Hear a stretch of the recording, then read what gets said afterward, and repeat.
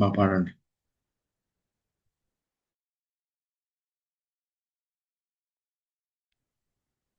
భక్తులారా స్మరించెదము.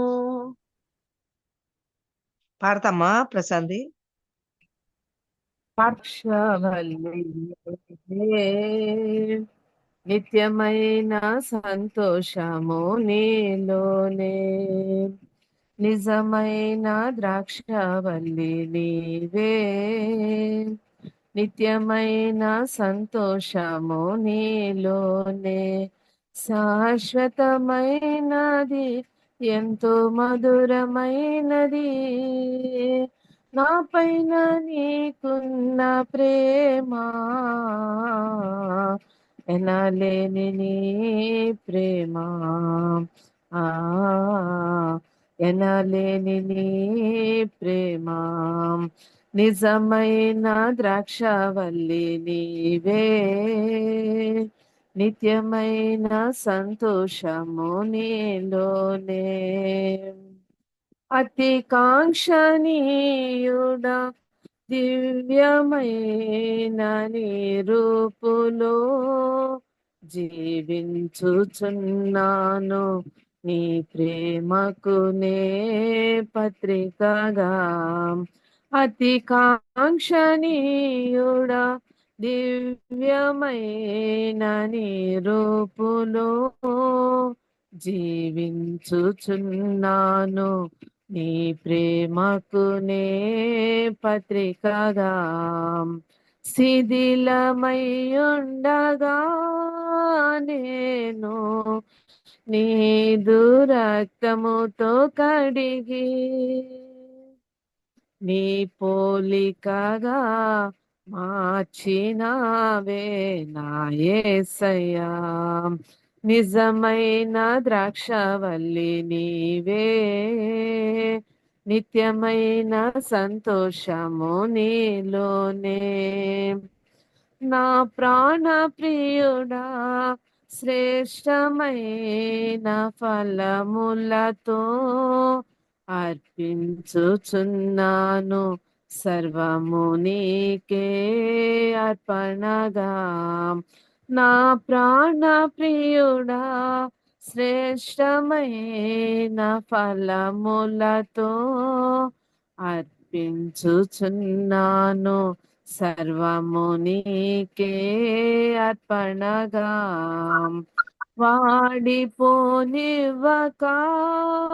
నాకు ఆశ్రయమైతివి నీవు,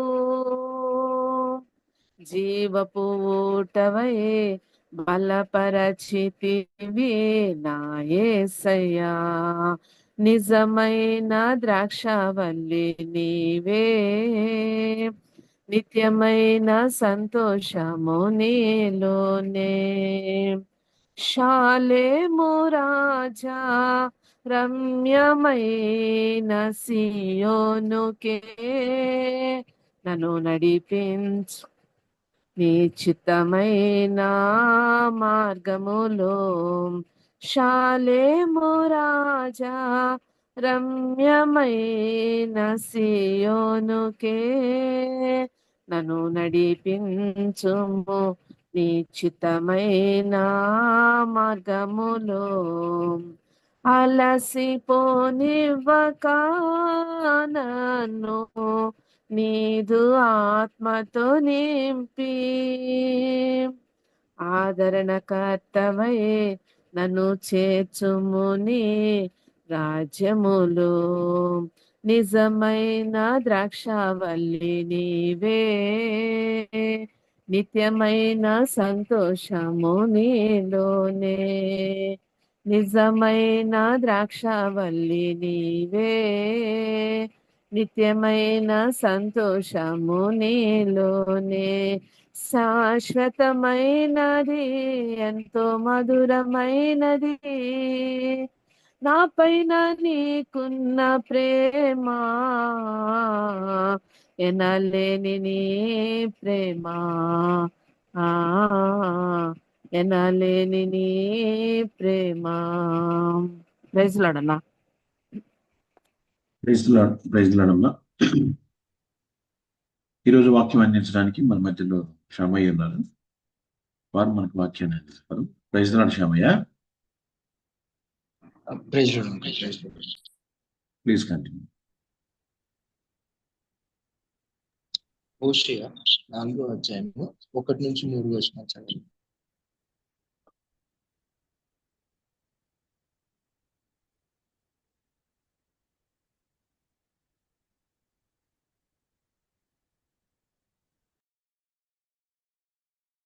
మరొకసారి చెప్పండి. హోషేయ గ్రంథం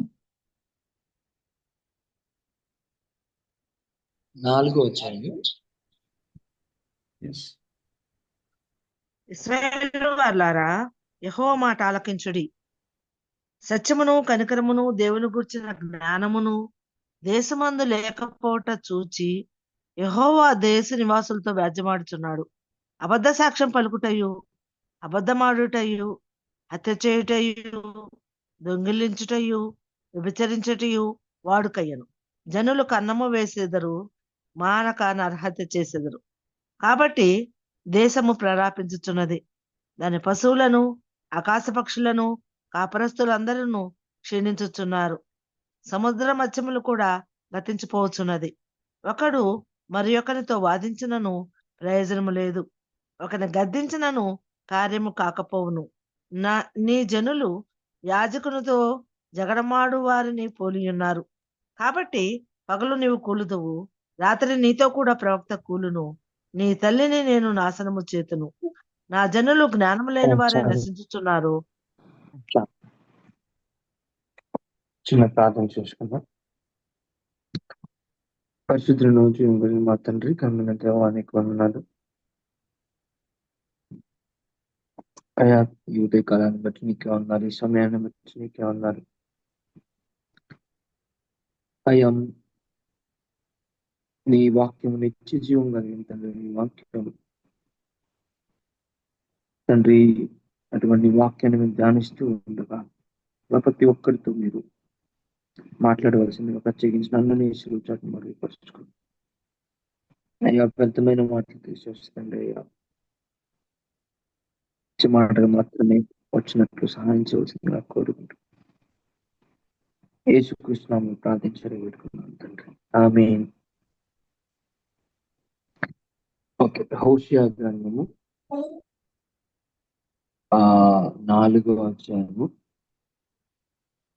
3 వచనాలు 1-3 చూసాము.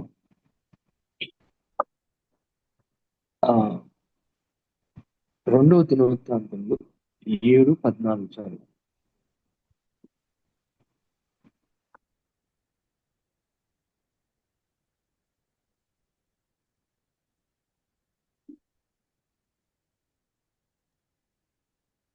నా పేరు పెట్టబడిన నా జనులతో తగ్గించుకొని ప్రార్థన చేసి నన్ను వెదకి తమ చెడు మార్గంలో విడిచిన ఎడల ఆకాశము నుండి నేను వారి ప్రార్థన విని వారి పాపములను క్షమించి వారి దేశమును స్వస్థపరచుదును.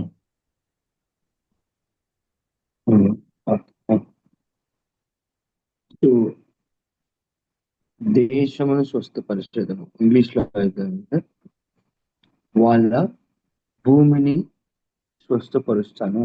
వాళ్ళ భూమిని, ల్యాండ్ అని ఉంది, అంటే వాళ్ళ నేలని అని, వాళ్ళ నేలని. సో దేవుడి నేలని స్వస్థపరచడానికి సిద్ధంగా ఉన్నాడు. అయితే దానికి కండిషన్స్ ఉన్నాయి. దేవుడు నేలని స్వస్థపరచడానికి సో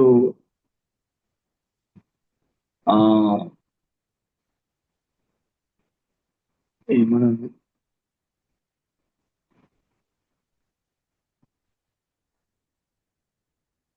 నా పేరు పెట్టబడిన నా ప్రజలు తమను తాము తగ్గించుకొని ప్రార్థన చేసి నన్ను వెతకి తమ చెడు మార్గములను విడిచిన ఎడల ఆకాశం నుండి నేను వారి ప్రార్థనను విని వారి పాపను క్షమించి వారి దేశమును స్వస్థపరచును.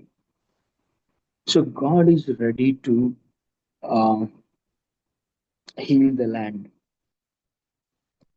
మన నేలని దేవుడు స్వస్థపరచడానికి సిద్ధంగా ఉన్నాడు. ఓకే, మన నేల మీద చాలా విషయాలు జరుగుతున్నాయి. ఓకే,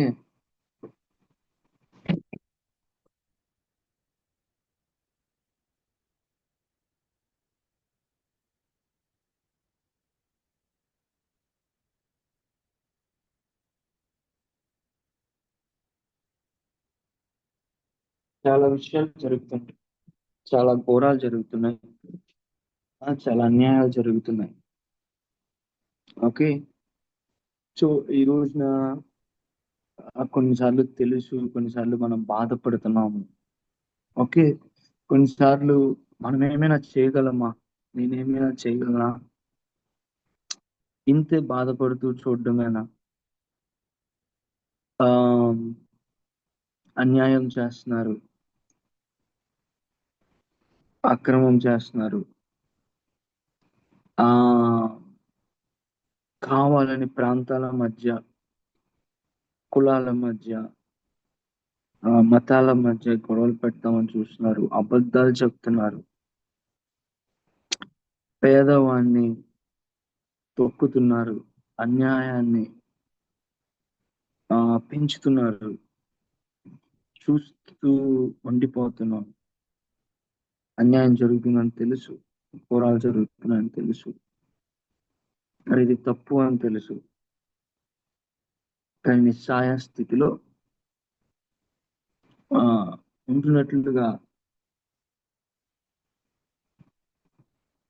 ఏదో వాడు బాగలేడు, వీడు బాగలేడు, వీళ్ళు బాగలేరు, వాళ్ళు బాగలేరు అన్నంత వరకేనా మన.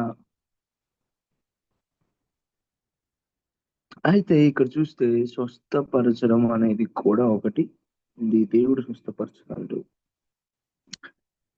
ఎవరంట దేవుడు స్వస్థపరచగలడు, కానీ స్వస్థత రావాలంటే ఇనిషియేషన్ తీసుకోవాల్సింది ఎవరు అంటే, దానికి ముందుకు రావాల్సిన వాళ్ళు ఎవరు అంటే, నా పేరు పెట్టబడిన నా జనులు. ఓకే, తమ్మును తాము తగ్గించుకొని ప్రార్థన చేసి నన్ను వెతికి తమ చెడు మార్గం విడిచిన ఆకాశం ఉంటే ప్రార్థన వారి పాపను క్షమించి వారి దేశంలో స్వస్థపరచగలరు. సో దేవుడు స్వస్థపరచడానికి చాలా సిద్ధంగా ఉన్నాడు, కానీ ఎప్పుడు స్వస్థపరుస్తాడంట, ఎలా స్వస్థపరుస్తాడంట, ఎప్పుడు స్వస్థపరుస్తాడు, ఎలా స్వస్థపరుస్తాడు? రెండు విషయాలు ఇక్కడ ఉన్నాయి కదా. తమ్మును తాము తగ్గించుకొని తగ్గించుకోవడం అంటే మార్గమును విడిచిపెట్టాలి. సో మొదట వాళ్ళు నన్ను వెతకి తమ చెడు మార్గం ఫస్ట్ దేవుని సన్నిధిలోకి రావాలి. సో దేవుడే ఆన్సర్ అని తెలియాలి, దేవుడే చేయాలి, దేవుడే చేయాలి. మోషే విషయంలో మోషే ఏం చేశాడు? పాపం ఎవడో అన్యాయం చేశాడు. ఓకే, ఎవడో అన్యాయం చేస్తే మోషే ఏం చేశాడు? స్టార్టింగ్ లో మొదటి దినాల్లో ఏం చేశాడు?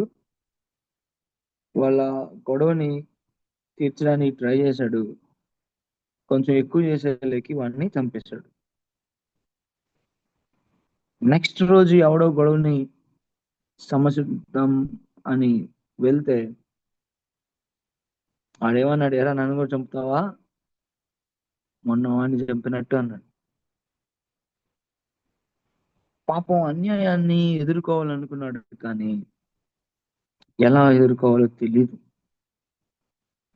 బహుశా దేవుడు తన మనసును చూసినట్టున్నాడు, కానీ నువ్వు చేయాలనుకుంటుంది మంచి పనే, కానీ ఈ విధంగా జరగదు.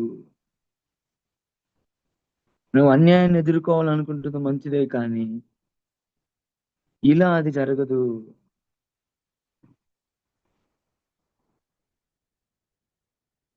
ఈ విధంగా అన్యాయాన్ని అరికట్లేవు. ఏం చేశాడు? 40 సంవత్సరాలు వెళ్ళిపోయాడు. ఎప్పుడైతే తను తాను తగ్గించుకున్నాడో, ఏమని, అమ్మో నా శక్తితో నేను మార్పు తేలేను, నా పవర్తో నేను న్యాయం చేయలేను. ఏదో నా కాదు. ఎప్పుడైతే దేవుడు వచ్చి నేను హెల్ప్ చేస్తా పద, ఇప్పుడు నేను ఉన్న నీ వెనకాల పద, నా శక్తితో నువ్వు తీసుకుని వస్తావు పద, అప్పుడు కత్తి లేదు, ఆ ఇంకా ఏ మరణాయుధాలు లేవు. మాటతో, ఇంకా ఒక్క కర్రతో లక్షల మందిని పరిపాలించాడు. ఎందుకంటే ఒక్క కర్రతో ఫరో యొక్క మైటియెస్ట్ ఫరో సైన్యం అప్పట్లో ఫరో సైన్యం సూపర్ పవర్ అన్నమాట. Egypt is the super power. అరే ఏం చేయలేదు, జస్ట్ దేవుడు చెప్పినట్టు చేశాడు, సైన్యాన్ని ముంచేశాడు ఎర్ర సముద్రంలో. ఇజ్రాయెల్ దాటడం కాదు అక్కడ కాన్సెప్ట్, ఫరో సైన్యాన్ని ముంచడం అక్కడ కాన్సెప్ట్. అది కూడా రానిచ్చి ముంచేశాడు. ఏం చేశాడు? దేవుని శక్తి. అక్కడ మోసే శక్తి ఏం లేదు. సో దేవుని పద్ధతిలో మనం చేయాలి. సో మనం మార్పు తీసుకున్న వాళ్ళు మనం ఏదో ఒకటి చేయాలి, అన్యాయాన్ని ఎదుర్కోవాలి అనుకోవడం మంచి మనసు, అది చాలా మంచి మనసు. స్వార్థంగా నాకెందుకులే, ఎవరికి ఏదైతే ఏమైంది, మనం ఏం చేయగలము, అనవసరంగా మనము రిస్క్ లో పడతాము. అయితే ఏదేదో అయ్యింది, ఏం చేస్తాం, ఏం చేయగలము, సమాజం చండాలంగా ఉంది అనుకొని తిట్టుకొని బాధ్యత లేకుండా ఉండడం చాలా ఈజీ. బాధ్యత లేకుండా ఉండడం చాలా ఈజీ. అరే ఇది ఇలా ఉండకూడదు, దేవుడు నన్ను వెలుగుగా ఉంచాడు, దేవుడు నన్ను ఇక్కడ ఉప్పుగా ఉంచాడు, అంటే దేవుడు ఇక్కడ ఉన్న సమస్యలకి సమాధానంగా నన్ను ఇక్కడ ఉంచాడు. సో నేను ఏం తెలియనట్టు నా సమస్యలు నేను పట్టించుకుంటూ అట్లా బాధ్యత లేకుండా ఉండడం కరెక్ట్ కాదు అని ఎంతో కొంత చేయాలి. నా దేవుడు ఉన్నాడు, నా దేవుడు మరి పరిస్థితులు మార్చగలిగిన దేవుడు, రాజుల్ని మార్చగలిగిన దేవుడు. మరి వాక్యంలో మనం చూస్తే పెద్ద పెద్ద వాళ్ళని గడ్డి తినేటట్టు చేసిన దేవుడు. ఆయన అనుకుంటే ఎంత పని, ఒక గొర్రెల కాపరిని రాజుని చేయగలడు, పెద్ద ఎంపరర్ ని గడ్డి తినేటట్టు చేయగలడు ఆయన అనుకుంటే ఎంత పని అనేది తెలిసిన మనము విశ్వాసులంగా సరే దేవుని వాక్యం మనకి చెప్తున్న విషయాన్ని మనం దృష్టిలో ఉంచుకోవాలి. ఏమన్నాడు దేవుడు? నేను స్వస్థపరచడానికి సిద్ధంగా ఉన్నాను. దేవునికి తెలుసు నేలలో అస్వస్థత ఉంది. అయితే ఈ అస్వస్థత ఎందుకు జరిగింది అంటే చూడండి, హోషియా 4 రెండో వచ్చింది చదవండి.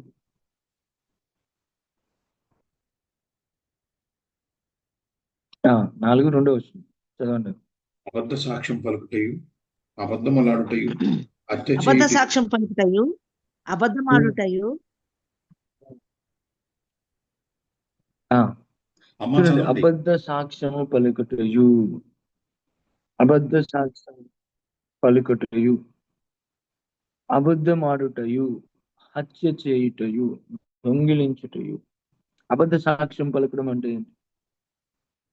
అబద్ధ సాక్ష్యం అంటే జరిగినట్టు,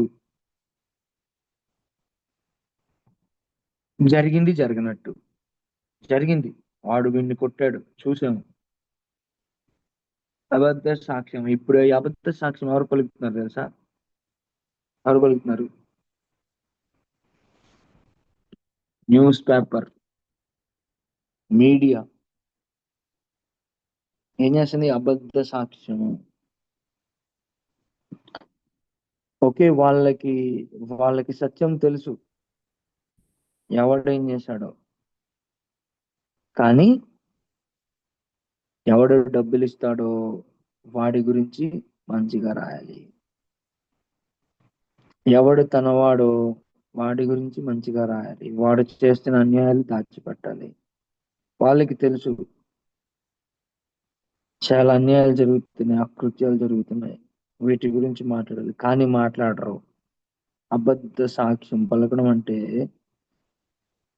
జరిగింది జరగనట్టు, అదేం లేదు,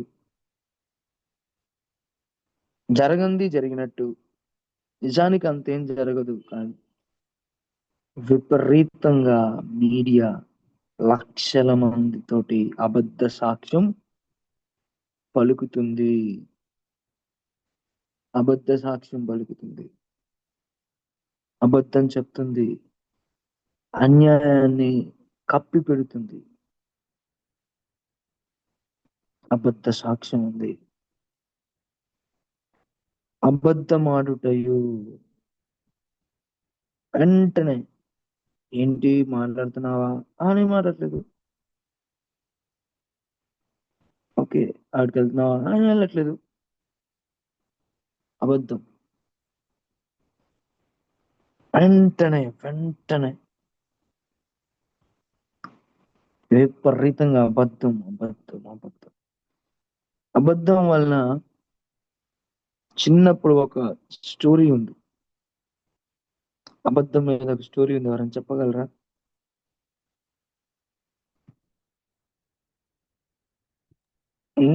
నానా పులి కథ.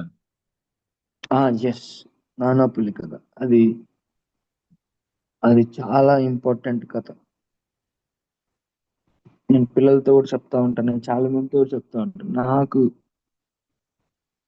ఏదన్నా అబద్ధం అనేది ఎందుకు డేంజర్ అంటే, అబద్ధం అనేది ఎందుకు డేంజర్ అంటే నీ వ్యక్తిత్వాన్ని అది హననం చేస్తుంది. జాగ్రత్తగా ఉండండి. నా వ్యక్తిత్వాన్ని హననం చేస్తుంది అబద్ధం. అంటే ఒకటి రెండు సార్లు నేను జరిగినట్టు చెప్పాను, అది మీరు గమనించారు. ప్రతిసారి ఇంక డౌట్ వచ్చింది కదా. ఇంకా తర్వాత 100 సార్లు మాట్లాడితే 100 సార్లు డౌట్ వస్తుంది, నిజంగా జరిగిందా జరగలేదా, ఊరకు చెప్తున్నాడా లేదా. నానా పుల్లి కథలో నిజంగా జరిగినా గాని నమ్మలేని పరిస్థితి. ఒకనొక టైంలో నిజంగా జరిగినా కానీ అరే వాడు అంతే చెప్తాడులే అనే ముద్ర పడింది అనుకో, అది చాలా డేంజర్. అబద్ధం ఆడుట ఎందుకు డేంజర్ అంటే క్రెడిబిలిటీ పోయిద్ది, మన వ్యక్తిత్వం యొక్క క్రెడిబిలిటీ పోతుంది. ఇది చాలా ప్రాముఖ్యమైనది. నాకు తెలిసిన ఒక విశ్వాసి గురించి తోటి ఫ్రెండ్స్ అన్న మాట ఏంటంటే, ఏదో ఒక విషయం చెప్పగానే అరే వీడు మాత్రం అబద్ధం ఆడాడు, ఇది మాత్రం అబద్ధం ఆడాడు, ఇది చెప్పాడంటే ఖచ్చితంగా జరుగుంటుందిరా. నిజంగా ఎంత మంచి సాక్ష్యం. వీడు చెప్పాడంటే ఖచ్చితంగా జరుగుంటుందిరా. మనం పని చేస్తున్న ప్లేసెస్ లో అలాంటి క్రెడిబిలిటీ ఉందా? అలాంటి క్రెడిబిలిటీ ఉందా? అరే ఇతను చెప్పాడంటే ఖచ్చితంగా అది అయి ఉంటుంది. కానీ చాలా మంది మంచి బిలీవర్స్ గా తెలిసిన వాళ్ళు కానీ అబద్ధానికి కూడా కేర్ ఆఫ్ అడ్రస్ అనమాట వాళ్ళు. అరే వాడు చెప్పాడంటే 10 సార్లు ఆలోచించాలి, వాడు చెప్పాడంటే అది నిజమే 4 సార్లు ఆలోచించాలి. ఎంత దారుణమైన విషయం. మరి అటువంటి పరిస్థితి ఉంటే మరి వాళ్ళు స్వార్థ ఎట్లా తీసుకోగలరు? అసలు మన నోటి నుంచి స్వార్థ ఎలా వాళ్ళు తెలుసుకోగలరు? ఎలా దేవుని దగ్గరికి రాగలరు? అబద్ధ సాక్ష్యం పలుకుటయు, అబద్ధం ఆడుటయు, హత్య చేయుటయు, హత్య చేయుటయు. హత్య చేయడం అంటే ఏంటి? హత్య చేయడం అంటే కేవలం మనిషిని కత్తితో పొట్టి పిస్టల్తో కాల్చడం మాత్రమే కాదు. దేవుడేమన్నాడు? వ్యర్థుడా అని నువ్వు నీ సహోదరునితో అంటే నువ్వు లెక్క అప్పు చెప్పాలి. నువ్వు నువ్వు కత్తితో చేస్తేనే కాదు, నువ్వు వ్యర్థుడా అంటే దాని అర్థం ఏంటి? మనం లాస్ట్ టైం చూసాము, నాలుకతో వాళ్ళు చంపుతారంట. నాలుకతో ఒక వ్యక్తి హననం చేయడం, నాలుకతో ఒక వ్యక్తి గురించి రాంగ్ గా స్ప్రెడ్ చేయడం, నాలుకతో ఒక వ్యక్తిని కించపరిచేటట్టు మాట్లాడడం, దూషించేటట్టు మాట్లాడడం, అవమానపడేటట్లు మాట్లాడటం. నాలుకతో హత్య జరుగుతుంది. అది విపరీతంగా జరుగుతుంది. కొన్నిసార్లు మనం తెలిసి చేస్తున్నాం, కొన్నిసార్లు మనం తెలియక చేస్తున్నాం. మాటల్లో కొన్నిసార్లు తెలియక అది జరుగుతూ ఉంటుంది. కొన్నిసార్లు తెలిసి మనము ఒక వ్యక్తిని కావాలని ఇతని అన్యాయం చేయాలి, కావాలని ఇతని ఇమేజ్ డ్యామేజ్ చేయాలి అని జరిగేది కూడా జరుగుతుంది. అది కూడా హత్య అంటే కేవలము ఫిజికల్ గా జరిగేది మాత్రమే కాదు, నాలుకతో కూడా హత్య చేయడం అనేది జరుగుతుంది. దొంగిలించడము సైతాన్ ఎవరంట?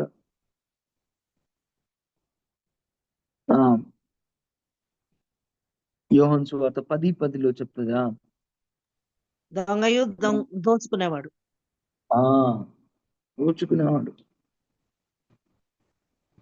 దోచుకుంటాడు. మన దగ్గర ఉన్నది ప్రతిదాన్ని దోచుకుంటాడు. సంతోషాన్ని దోచుకుంటాడు, ప్రేమను దోచుకుంటాడు, దేవుడు మనకిచ్చిన ఆ ఉద్దేశాన్ని దోచుకుంటాడు. మనము అజాగ్రత్తగా ఉంటే దేవుడు మనకిచ్చిన ఆ పిలుపుని దోచుకుంటాడు. దోచుకునేవాడు. దొంగిలించుట. ఇక్కడ దోచుకునే వాళ్ళు కూడా ఉన్నారు, సైలెంట్ గా దోచుకునే వాళ్ళు.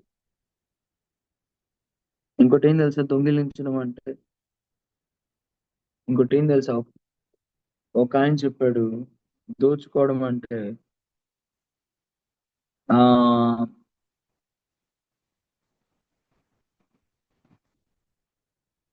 మరి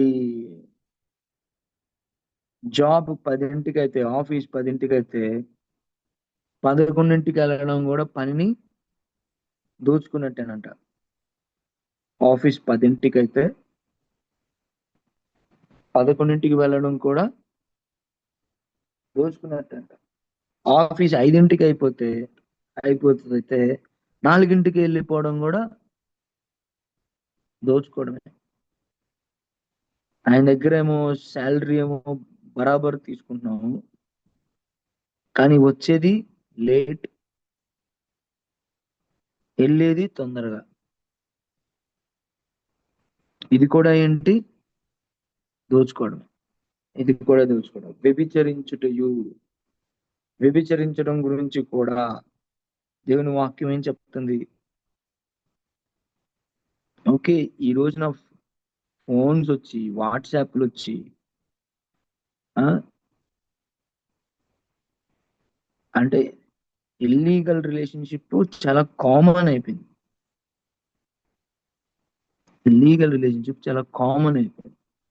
నేను మా చర్చిలో ఏదో ఒకటి డీల్ చేస్తా ఉంటే ఒక సిస్టర్ ఎవరితో మాట్లాడుతుంది, వాళ్ళ అమ్మకు కూడా తెలుసు, వాళ్ళ బంధువులు ఎవరికో కూడా తెలుసు. ఏదో మాటల్లో వచ్చి వాడు కూడా చెప్పాడయ్యా వెళ్ళొద్దని, నీ పిల్ల వినట్లేదు. వాడు ఎవడు? అదే పిల్ల మాట్లాడు.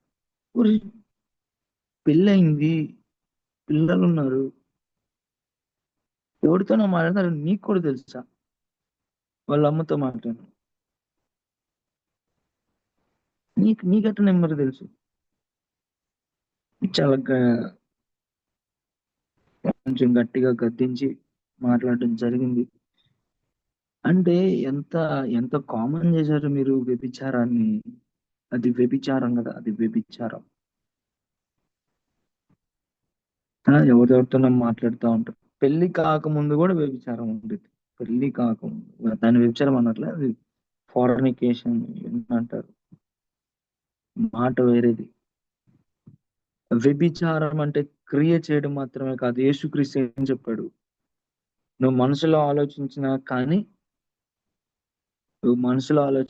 కానీ అది వ్యభిచారం చేసిన దాంతో సమానం.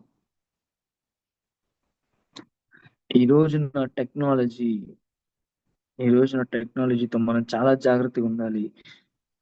ప్రపంచం అంతటిని మనము బ్లఫ్ చేయొచ్చు. ప్రపంచం అంతటిని మోసం చేయడం చాలా ఈజీ. ఎవ్వడికి రెండో కంటికి తెలియకుండా మేనేజ్ చేయడం చాలా ఈజీ. కానీ దేవునికి యు కెనాట్ ఫూల్ గాడ్.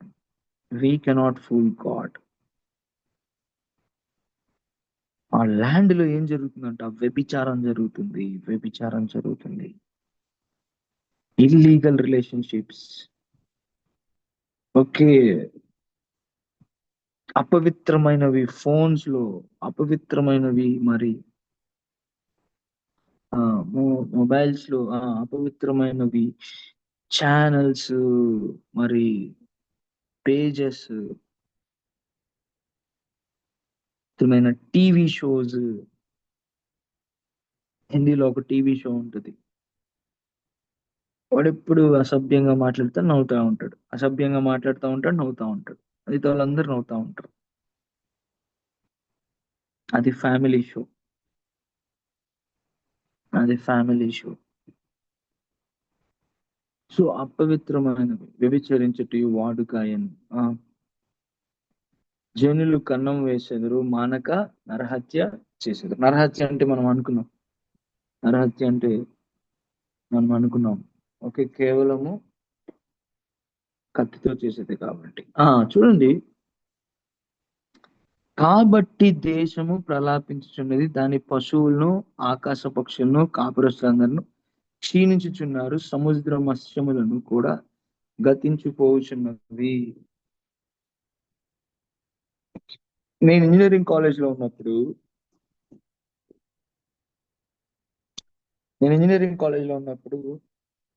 నేను ప్రకృతిని కాపాడాలి అనే విషయాల్లో చాలా ఉద్యమం చేసేవాడిని. నేను ఎస్ఏలు రాసేవాడిని, స్లోగన్స్ చేసేవాడిని. నా గురించి పేపర్లో కూడా పడింది. మా ఇంగ్లీష్ సారు అవి కొన్ని ఈవెంట్స్ ఆర్గనైజ్ చేసేవాడిని, అటు ఇటు వెళ్ళేవాడిని, మాట్లాడేవాడిని, దాని గురించి చాలా ఆలోచించేవాడిని, రీసెర్చ్ చేసేవాడిని. ఇప్పటికి కూడా నాకు చాలా భారం అనమాట. మన ప్రకృతిక టెక్నాలజీ వల్ల, లేకపోతే వివిధ వివిధ విషయాల వల్ల అన్యాయం జరుగుతుంది. మన ప్రకృతిని మనం కాపాడుకోవాలి.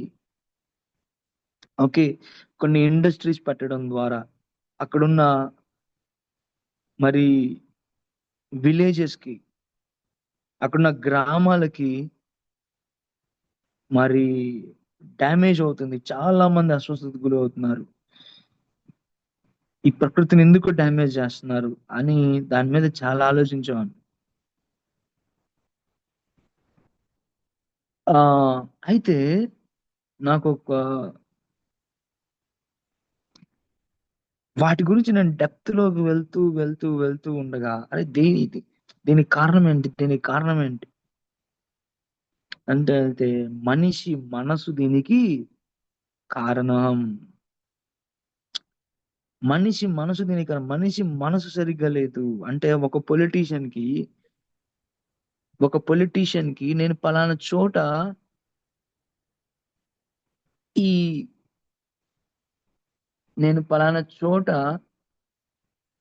ఈ ఇండస్ట్రీ పెడితే ఈ ఈ నీళ్ళు ఏవైతే వెళ్తాయో ఈ నదిలోకి వెళ్తే ఈ బావిలోకి వెళ్తే లేకపోతే ఈ చెరువులోకి వెళ్తే పాపం ఆ చెరువులో నీళ్ళు తాగుతున్నారు చాలా మంది. అయ్యో వాళ్ళ పిల్లల పరిస్థితి ఏంది, వాళ్ళ పరిస్థితి ఏంది, వాళ్ళ భవిష్యత్తు పరిస్థితి ఏంది? అరే ఈ గాలి, నేను ఇక్కడ థర్మల్ పవర్ ప్లాంట్ పెడుతున్నాను, ఈ గాలి ఎంత డేంజర్, ఇది తీసుకున్న వాళ్ళకి ఎన్ని వ్యాధులు వస్తాయి అనేది తెలీదా అంటే, తెలీదా మీరు చెప్పండి? తెలీదా? తెలుసు. Yes. పొలిటీషియన్లకి తెలుసు, అది పెట్టే బిజినెస్ మ్యాన్ కి తెలుసు.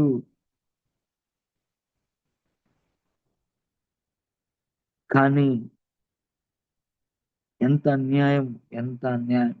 కొంతమందికి డబ్బులు ఇచ్చేసి, కొంతమందికి నువ్వు ఇక్కడ నుంచి వెళ్ళిపో అని, కొంతమంది సరే ఈ ₹1,00,000 దగ్గర పెట్టుకో, సరే ఈ 10 లక్షలు దగ్గర పెట్టుకో, నన్ను కదిలించబాకు, చచ్చిపోయావు అని అక్కడే ఇండస్ట్రీస్ పెడుతున్నారు. వీటన్నిటిని చూసి ఎంతో బాధ అనిపించింది. థర్మల్ పవర్ ప్లాంట్ పెట్టాల్సిన అవసరం లేదు, సోలార్ పవర్ ప్లాంట్స్ ఇప్పుడు వచ్చినాయి, సోలార్ పవర్ ప్యానల్స్ తోటి పవర్ ప్రొడ్యూస్ అవుతుంది. కానీ థర్మల్ పవర్ ప్లాంట్సే పెడుతున్నారు. అంటే అన్యాయాన్ని ఎవడు క్వశ్చన్ చేయడు, ఎవడికి తెలీదు. అరే వాడికి వీడికి డబ్బులు ఇచ్చేసి, న్యూస్ పేపర్ వాడికి డబ్బులు ఇచ్చి, మీడియా వాడికి డబ్బులు ఇచ్చి, ఆ అధికారంలో ఉన్న వాళ్ళకి డబ్బులు ఇచ్చి అన్యాయాన్ని చేస్తున్నారు అని చాలా బాధపడి దాని గురించి పోరాడదామని అనుకునేవాడిని. లోపలికి వెళ్తే అరే మనిషి మనసు బాగలేదురా, పోరాటాలు చేస్తే ఏమైంది, వాడి మనసు ఎప్పుడు మనం మార్చగలం. అక్కడ ఇండస్ట్రీ పెట్టకుండా మనం ఆపగలం, కానీ వాడి కుళ్ళిపోయిన మనసు, వేరే వాడి గురించి పట్టించుకునే మనసు, స్వార్థపూరితమైన ఆ మనసు చూస్తా ఇతరులకి అన్యాయం చేసే మనసును ఎవడు మార్చగలడు? నా ధర్నాలు ఏం మార్చగలవు, నా ఆర్టికల్స్ ఏం మార్చగలవు అనిపించింది. ఎవడు మార్చగలడు? దేవుడే మార్చగలడు. మనసును ఎవడు మార్చలేను. వీళ్ళు ఏదో చెప్తా ఉంటారు అధికారాలు మారాలి, ఎస్ అధికారాలు మారాలి, కానీ మనసు ఎవడు మారుస్తాడు? ఇప్పుడు చాలా క్రిస్టియన్ కంట్రీస్ లో రెవల్యూషన్ వస్తుంది.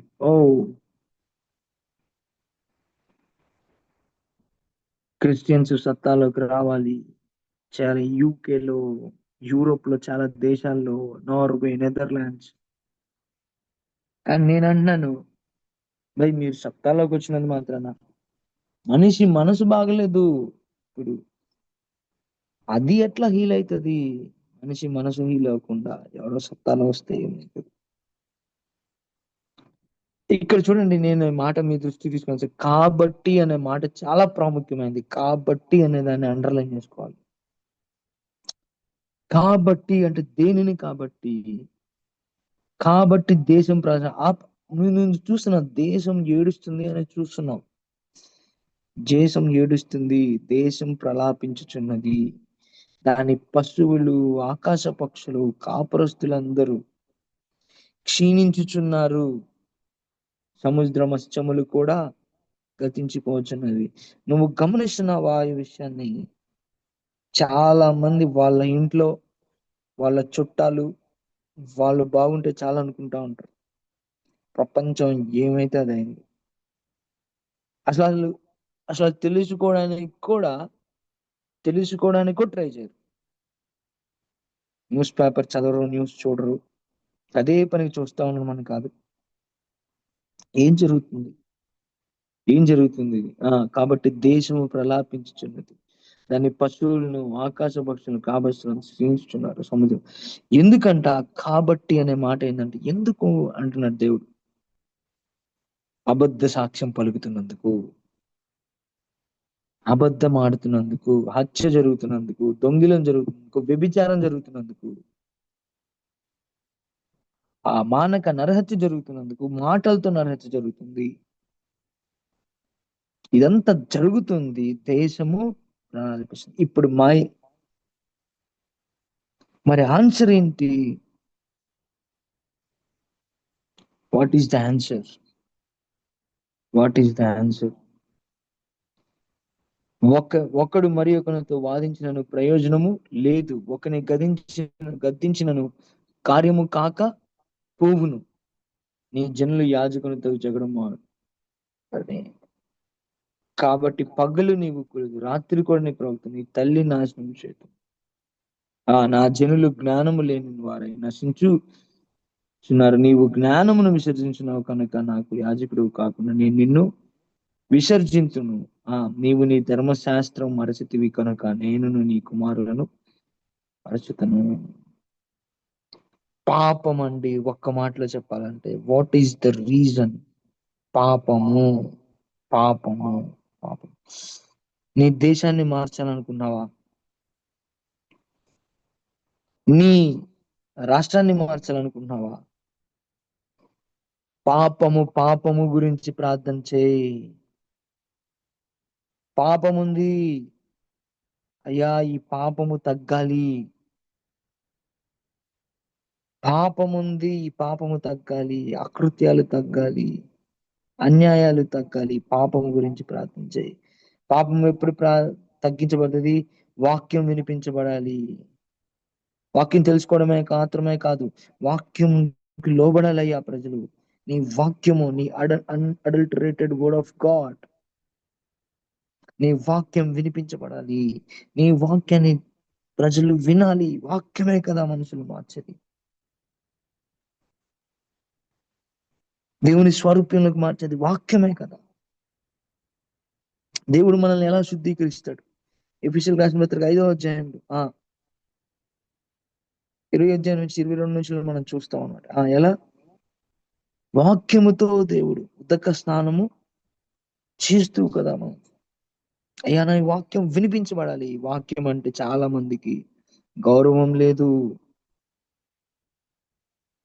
కొంతమందికి అయితే తెలుసు ఇతను కరెక్ట్ ప్రీచర్ కాదు, నిజమైన వాక్యం, క్లియర్ వాక్యం రావట్లేదు, అయినా కానీ వాళ్ళు వింటా ఉంటారు. అయినా కానీ అలాంటి వాళ్ళని సపోర్ట్ చేస్తూ ఉంటారు. అబద్ధ ప్రవక్తలను సపోర్ట్ చేస్తూ ఉంటారు. నిజమైన అన్అడల్టరేటెడ్ వర్డ్ ఆఫ్ గాడ్ రావాలి. మరి ఇతరులకు పంచుతున్నామా వాక్యం? అనే వాక్యమే కదా పాపాన్ని తగ్గించేది, దేవుని మాట కదా. మరి ఎంతసేపు ప్రార్థన చేస్తున్నాం? అయ్యా, పాపము, అన్యాయం పెరుగుతుంది, స్వార్థం పెరుగుతుంది. అయ్యా, తగ్గించబడాలి. అయ్యా, నీ వెలుగుగా ఉండమన్నావు, నన్ను ఉప్పుగా ఉండమన్నావు. పాపము.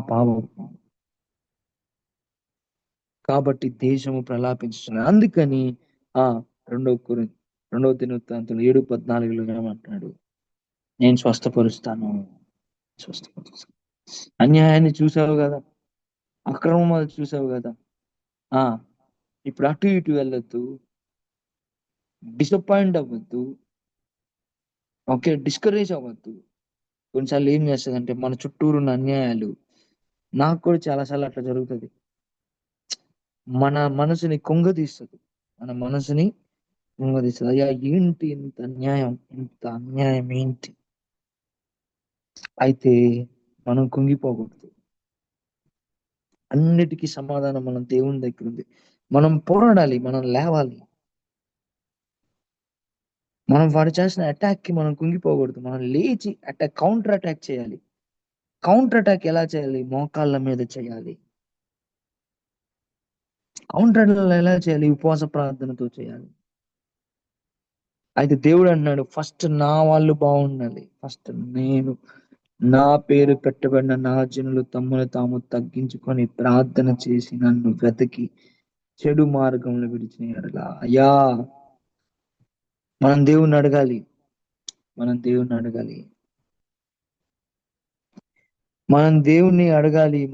అడగాలి. అయ్యా, నీకు ఇష్టం లేనిది ఏముంది? వాడు వీడు ఎదవా, వాడు అన్యాయం చేస్తున్నాడు, ఓకే, వాడు అన్యాయం గురించి తర్వాత మనం ప్రార్థన చేద్దాం.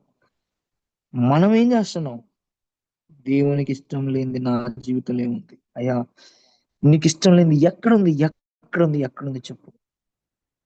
మీతో నేను చాలా సార్లు చెప్పాను, నేనేం చేయాలని నేను కొంచెం హడావుడి అయిపోయి నేను ప్రార్థన చేస్తే చాలా సార్లు దేవుడు నాకు చెప్పిన మాట ఏంటంటే, ఏం చేయదు, నాతో టైం స్పెండ్ చేయి చాలు అని చెప్పాడు చాలా సార్లు.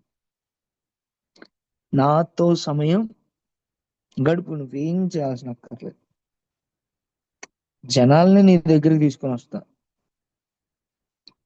నాతో దేవుడు చెప్పింది, నేను అందరికీ ఇదని నేను చెప్పలేను, అది ఉన్ను. అంటే చాలా సార్లు ఏంటంటే మనం దేవునితో సమయం సరిగ్గా గడపం. అది కూడా తప్పే. చాలా సార్లు మనం అనుకుంటాం ఏయో పెద్ద పెద్ద తప్పులు. ఎస్, అవి ఉంటే, అవిధేయతలు ఉంటే దేవుని మనం అడగాలి, దేవుడు చెప్తాడు. Sins of omission, sins of commission, చెయ్యవలసినవి చెయ్యకపోవడం కూడా తప్పే. ఇప్పుడు నాలాంటి వ్యక్తికి అరే పాపం పెట్టరేగిపోతుంది, ప్రార్థన చేయాలి, కన్నీరు కార్చాలరా అని తెలిసి కూడా కన్నీరు కార్చకపోవడం కూడా తప్పే.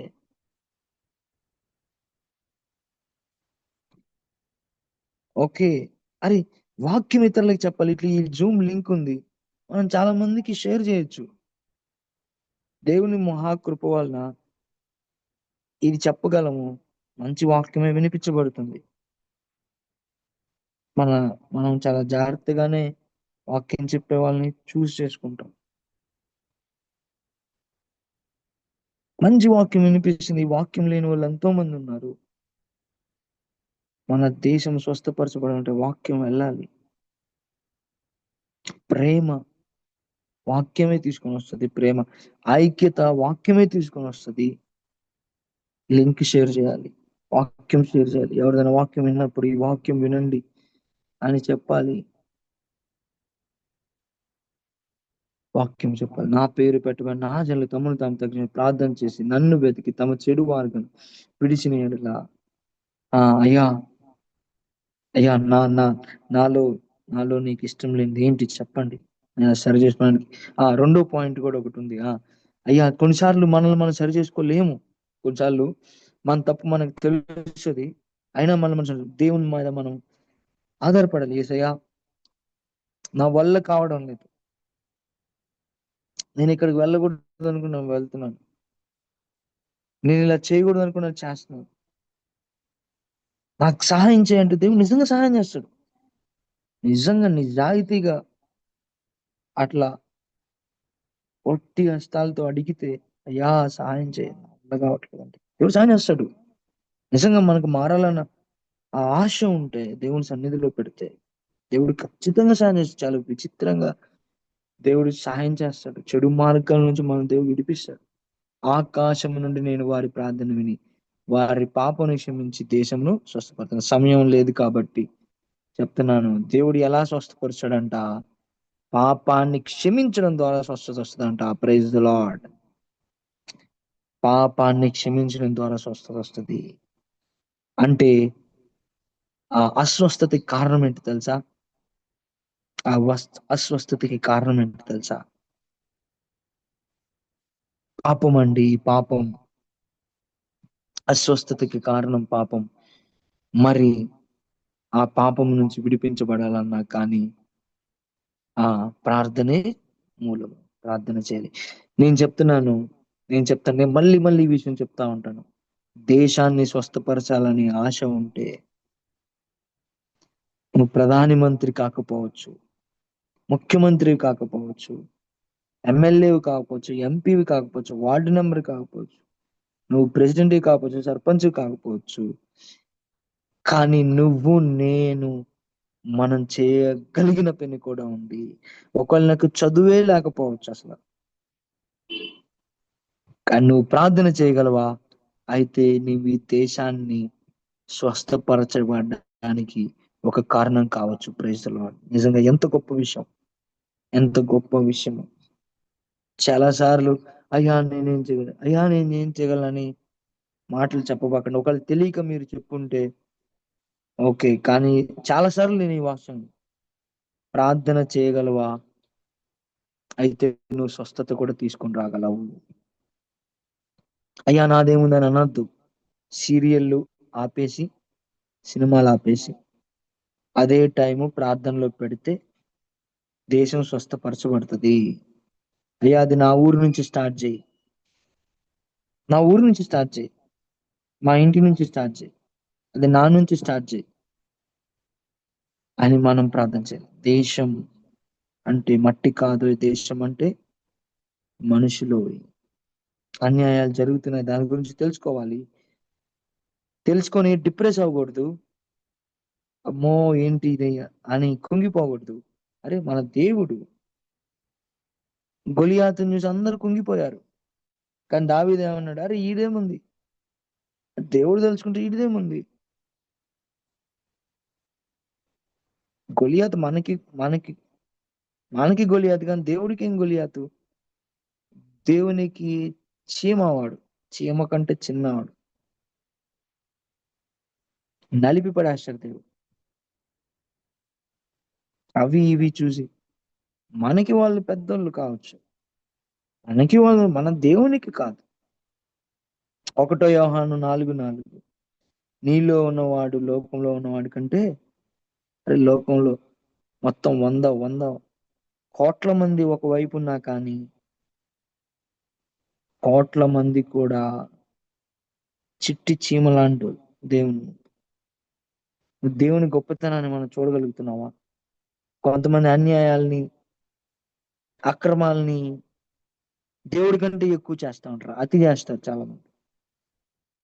దేవుడి కంటే ఎక్కువ చేత అదేం గొప్ప విషయం కాదు. అది అది దేవునికి ఇంకా కోపం తీసుకొని వస్తుంది. దేవునికి ఇంకా కోపం తీసుకొని వస్తుంది. ఇజ్రాయేలీల్ని వెళ్ళి వెళ్ళి ఆ ల్యాండ్ని, మీకు నేను ఇచ్చిన ఆ భూమిని వెళ్ళి తీసుకోండి అంటే ఏమన్నారు? అమ్మో వాళ్ళు మామూలు లేరయ్యా, ఆజాను వాడి ముందు మేము మిడతలమయ్యా, మేమేడా వాడలేడా అన్నారు. అరే నీకు వాళ్ళతో ఏం పని, నేను ఇచ్చాను కదా, నేను చెప్పాను కదా వెళ్ళమని, వాడితో ఏం పని అంటే నాకంటే వాడు గ్రేటా, నాకంటే వాడు గొప్ప, నాకంటే పెద్దోడా వాడు. కొంతమంది ఇలాంటి అతి చేస్తారు. అది భారము బాధ్యత కాదు, అసలు అది దేవునికి చాలా కోపం వస్తుంది. కోపం వస్తుంది. అక్కడ ఉంది దేవుడు కోపపడ్డాడని ఉంది అక్కడ. దేవుడు కోపపడి ఏమన్నాడంటే